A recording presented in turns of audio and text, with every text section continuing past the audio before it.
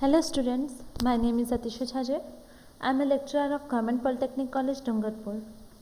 आज हम refrigeration and air conditioning ME301 का यूनिट नंबर 2 रेफ्रिजरेशन सिस्टम का 12th पार्ट स्टार्ट कर रहे हैं।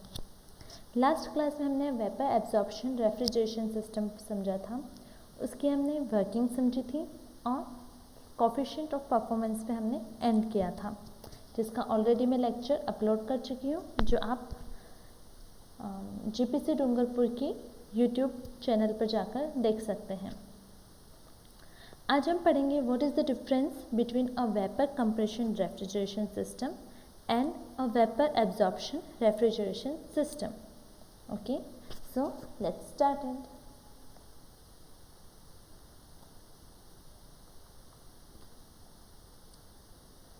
Vapour compression refrigeration system and vapour absorption refrigeration system, हम इनकी तुलना की जो बिंदु हैं हम उन्हें वन बाय वन आज स्टडी कर रहे हैं। वेपर एब्जॉर्प्शन रेफ्रिजरेशन सिस्टम यानी कि बाष्प अवशोषण प्रशीतन निकाय और वेपर कंप्रेशन रेफ्रिजरेशन सिस्टम यानी कि बाष्प संपीड़न प्रशीतन निकाय। ठीक है, सबसे पहले इसका फर्स्ट कंपैरिजन जो होता है वो होता है काम में आने वाली ऊर्जा। ठीक है, तो जो बाष्प संपीड़न निकाय है उसमें यांत्रिक ऊर्जा यानी कि मैकेनिकल एनर्जी यूज़ की जाती है जो उच्च श्रेणी की होती है। इन केस ऑफ बाष्प अवशोषण निकाय ऊष्मा ऊर्जा यूज़ की जाती है। क्योंकि हमें पता है वेपर कंप्रेशन रेफ्रिजरेशन सिस्टम में कंप्रेसर होता है और वेपर एब्जॉर्प्शन रेफ्रिजरेशन सिस्टम में कंप्रेसर के स्थान पर एक एब्जॉर्बर, पंप, वाल्व और जनरेटर होता है। ठीक है, तो यहाँ पे कंप्रेसर को रिप्लेस कर दिया जाता है by generator, pump, valve and absorber.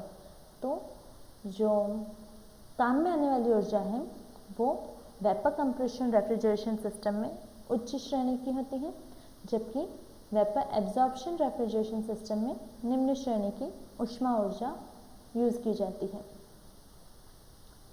इन टूट-फूट एवं घिसाव in case of vapour compression refrigeration system अधिक होता है, जबकि वेपर एब्जॉर्प्शन सिस्टम में कम होती है। ऐसा क्यों? क्योंकि इसमें कंप्रेसर मौजूद होता है, जबकि इसमें कंप्रेसर की अनुपस्थिति होती है, जिस कारण टूट-फूट और घिसाव बाष्प अवशोषण निकाय में कम होता है। थर्ड, अनुरक्षण लागत, जो कि बाष्प संपीड़न निकाय की ज़्यादा होती है एज कंपेयर टू बाष्प अवशोषण निकाय। फोर्थ है गतिमान अवयवों की संख्या। चूँकि हमें पता है एक कंप्रेसर है बाष्प संपीड़न निकाय में, तो इसमें गतिमान अवयवों की संख्या ज़्यादा होती है, जबकि बाष्प अवशोषण निकाय में कंप्रेसर की कमी होती है। उस वजह से यहाँ पे गतिमान अवयवों की संख्या कम होती है। फिफ्थ है प्रचालन के दौरान आवाज़। अगर गतिमान अवयवों की संख्या ज़्यादा है तो आवाज़ भी ज़्यादा ही होगी।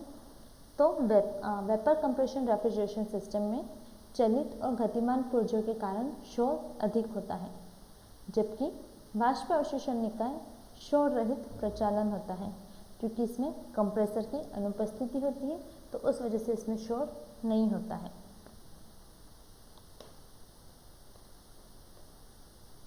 सिक्स्थ पॉइंट है वाष्पित्र दाब घटने का प्रभाव। यदि इवापोरेटर का प्रेशर कम कर दिया जाता है तो उससे इस पर क्या इफेक्ट आता है?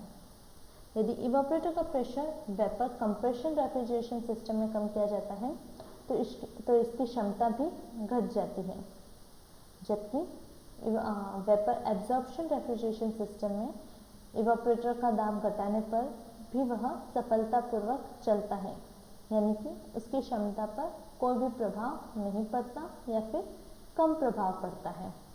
ठीक है,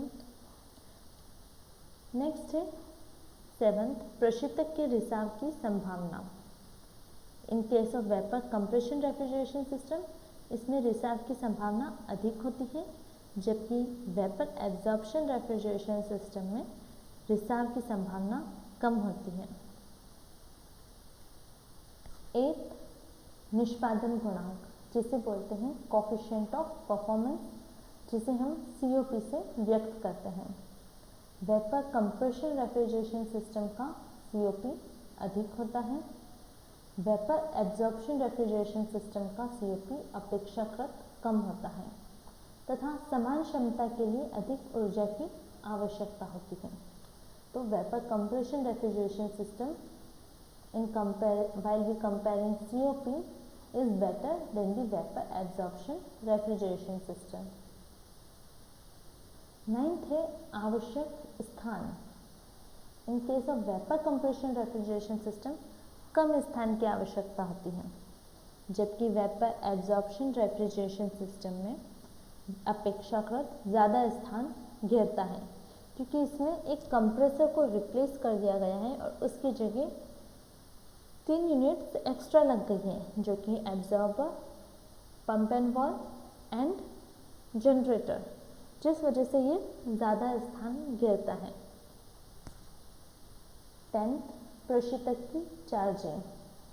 जो हम रेफ्रिजरेंट यूज़ कर रहे हैं उसकी charging in vapour compression refrigeration system सरल और आसानी से की जा सकती है, जबकि in vapour absorption refrigeration system charging of refrigerant is quite difficult. 11th point है उपयुक्तता। उपयुक्तता यानी कि अवेलेबिलिटी।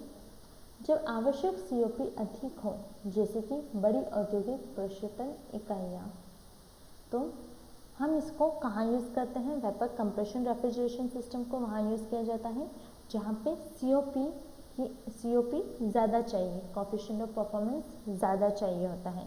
जैसे कि बड़ी औद्योगिक प्रशीतन इकाइयाँ, वहाँ पे हमें हाई COP की ज़रूरत पड़ती है, तो वहाँ पर vapour compression refrigeration system use किया जाता है। जबकि वेपर एब्जॉर्प्शन रेफ्रिजरेशन सिस्टम उस स्थान पर यूज़ किया जाता है जहाँ पर सस्ता ईंधन उपलब्ध हो तथा बिजली की उपलब्धता नहीं हो या फिर महंगी हो और शोर रहित प्रचालन करना हो।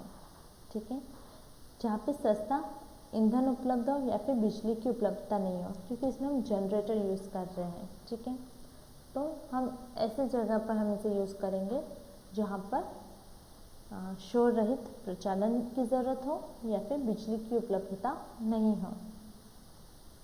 12th पॉइंट है अनुप्रयोग। इसका कहाँ कहाँ यूज़ किया जाता है? वेपर कंप्रेशन रेफ्रिजरेशन सिस्टम का यूज़ छोटे घरेलू रेफ्रिजरेटर यानी कि डोमेस्टिक रेफ्रिजरेटर से बड़ी प्रशीतन इकाइयों में इसका यूज़ किया जाता है, जबकि वेपर एब्जॉर्प्शन रेफ्रिजरेशन सिस्टम का यूज़ केवल घरेलू इलेक्ट्रोलक्स रेफ्रिजरेटर्स में किया जाता है।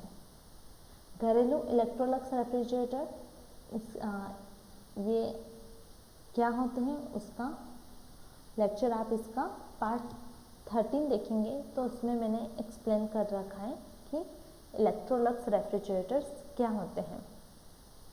तो आप मेरे पार्ट 13 में जाकर इसके बारे में पढ़ सकते हैं।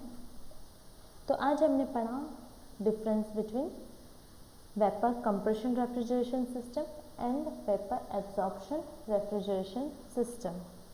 अगर आपको इनसे रिलेटेड कोई भी डाउट हो तो आप मुझे कमेंट सेक्शन में पूछ सकते हैं। Thank you.